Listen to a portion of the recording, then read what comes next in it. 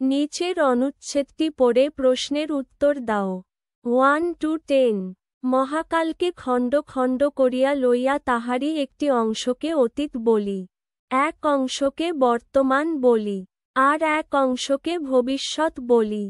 প্রকৃতপক্ষে তাহাদের মধ্যে এক অখণ্ড যোগসূত্র বর্তমান আছে। ইতিহাস সেই যোগসূত্রের সন্ধান প্রদান করে। তাহার সাহায্যে বুঝিতে পারি সংসারে কেবল জয় পরাজয় আছে, কেবল পতন নাই। উত্থান পতন আছে, কেবল মন্দ নাই। ভালো মন্দ আছে, আছে বলিয়াই আশা আছে। যে পরাজিত তাহার আবার জয়লাভের আশা আছে, যে পতিত তাহার আবার উত্থিত হইবার আশা আছে, যে মন্দ তাহারও আবার ভালো হইবার আশা আছে।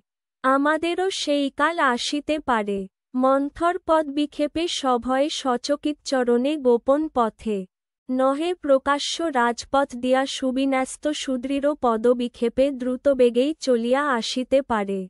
যখন তাহা আসিবে, তখন আমরাও অভ্যুদয় লাভ করিতে পারিব। সচকিতচরণে শব্দবন্ধনটিতে চরণে শব্দটির সমার্থক শব্দ। এ পংক্তি, বি পা, সি হাঁটু, ডি অঙ্গুলি। সঠিক উত্তর পা।